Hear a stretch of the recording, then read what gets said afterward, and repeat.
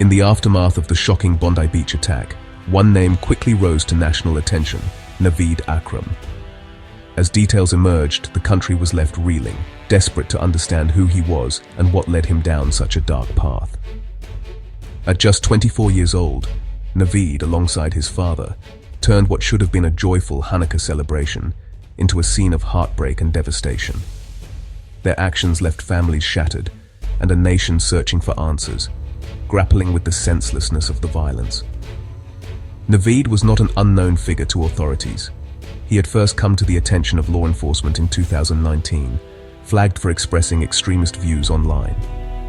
Despite this, he was not considered a significant threat at the time, and his case was not prioritized among the many others on the watch list. Now, investigators are urgently piecing together the timeline, trying to understand how someone already on their radar could slip through the cracks and escalate to committing mass murder. They are combing through evidence, searching for missed warning signs and overlooked red flags. The attack has forced Australia to confront difficult and uncomfortable questions about the strength of its social fabric, the challenges of integration, and the effectiveness of its security and intelligence systems in preventing homegrown extremism. Naveed's profile is deeply troubling for counterterrorism officials. A young man, radicalized alongside a family member, inspired by global terror networks, and able to plan and execute a targeted attack with chilling precision. His case highlights the evolving nature of threats facing Australia today. This was not a random act of violence, but a deliberate and calculated strike against the Jewish community during one of its most sacred holidays, amplifying the sense of fear and vulnerability among minority groups. Understanding who Naveed Akram was and what drove him to commit such an atrocity is essential to understanding the broader and evolving threat now facing Australia, and to preventing future tragedies. The shocking attack at Bondi Beach was not an isolated incident, but rather the culmination of a rising tide of anti-Semitism in Australia. Over recent years, the country has witnessed a disturbing increase in hate-fueled incidents targeting the Jewish community, both in public spaces and online. Jewish leaders had warned for years that hate speech, vandalism, and online abuse were escalating. They spoke out repeatedly, urging authorities to take these threats seriously, as graffiti, harassment, and digital abuse became more frequent and brazen. In 2023, a government report called for urgent action, highlighting the need for stronger laws and community protections. Its recommendations, including banning Nazi symbols and increasing penalties for hate crimes, were seen as crucial steps. Yet despite the clear warnings, these measures remained unimplemented, leaving many feeling exposed. Many in the Jewish community now feel betrayed, believing the government's slow response left them vulnerable. The lack of decisive action has deepened a sense of isolation and fear among families and community leaders. This hatred, fueled by global tensions and amplified by social media, has become more mainstream. Attacks on synagogues, public abuse, and the normalization of anti-Semitic rhetoric have all grown, making daily life more precarious for Jewish Australians. Even sacred events like the Hanukkah festival have been deliberately targeted, with celebrations disrupted and symbols of faith vandalized. These acts are chilling expressions of anti-Semitism that have been festering for years, now erupting into open hostility. The perpetrators acted on a hatred that had been allowed to grow unchecked, emboldened by a lack of consequences and a society slow to respond. Now, the community must mourn and confront the painful reality that their worst fears have come true, while also demanding real change to ensure their safety and dignity in the future. December 14th, 2025 was meant to be a night of joy at Bondi Beach, a place where the city's heartbeat pulses strongest as the sun sets and the ocean breeze carries laughter and music across the sand.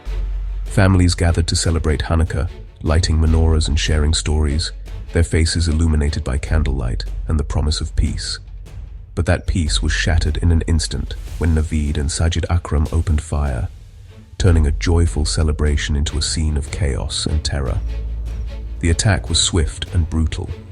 At first, the sharp cracks of gunfire were mistaken for fireworks, but confusion quickly gave way to panic as the true horror became clear. Screams echoed across the sand as people scrambled for safety, desperately searching for loved ones in the chaos. Police and emergency responders arrived within minutes, but the devastation was immense. 15 people lost their lives, including men, women, and children, and 25 more were left seriously injured. Their lives forever changed. The beach, once a symbol of freedom and joy, was transformed into a crime scene, cordoned off and eerily silent, except for the sounds of sirens and grief. Yet, amid the terror and confusion, acts of heroism emerged. Ordinary people risking their lives to help strangers, refusing to let fear define the night. Reuven Morrison, a father and community leader, died trying to disarm one of the attackers, his bravery saving countless others. Boris and Sophia Gurman, a married couple, tackled a gunman together, their courage in the face of danger inspiring those around them.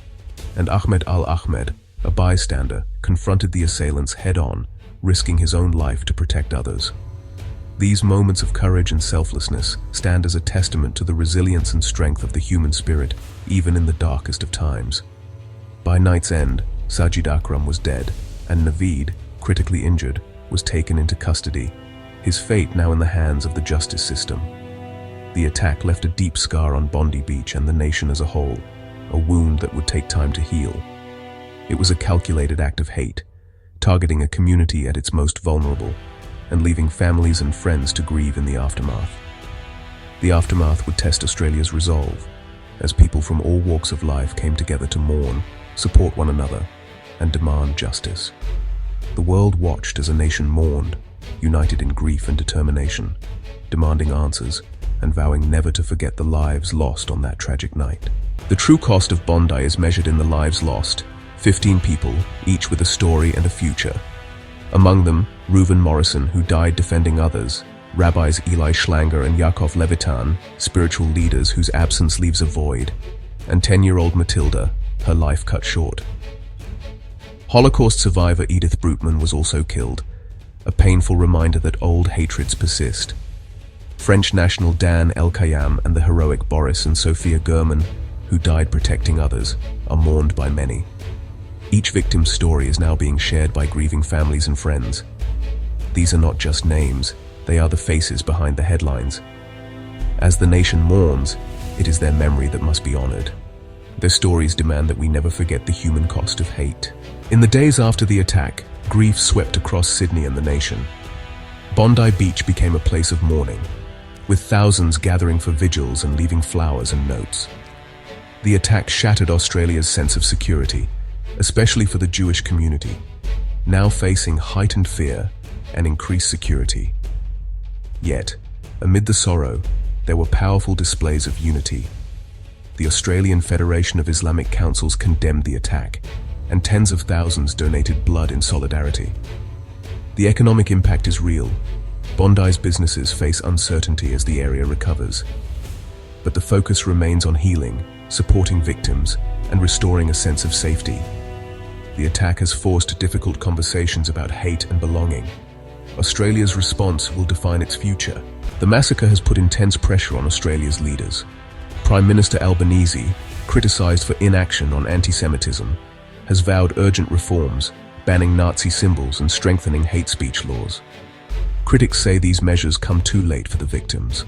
The government faces scrutiny over its emergency response and whether warning signs about Naveed Akram were missed.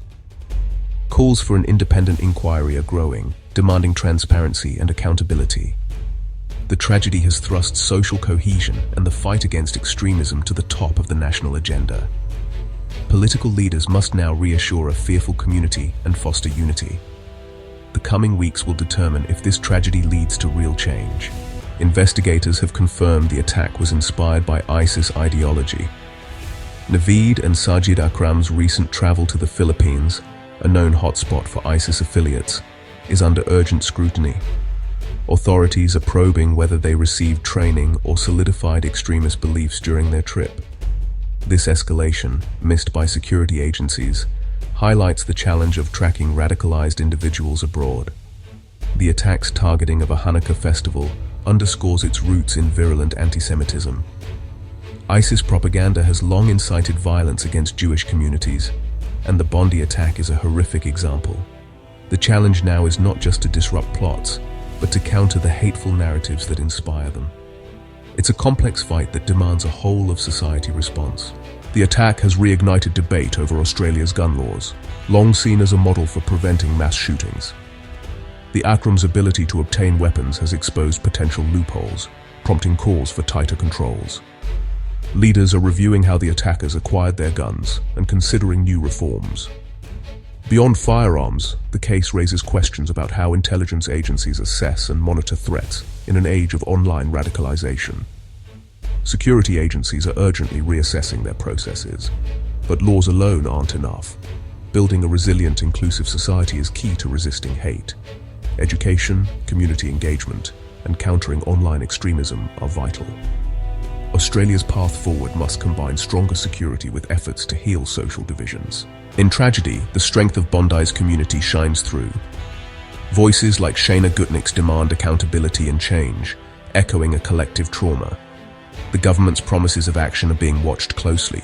Real safety will require more than words.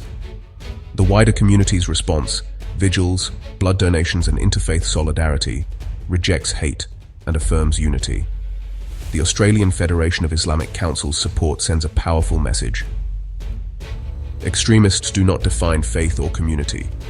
As funerals begin, the focus remains on the victims and their families.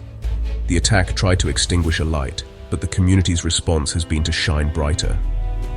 The path to healing is long, but Bondi and Australia are determined to walk it together, honouring the lost and choosing unity over division.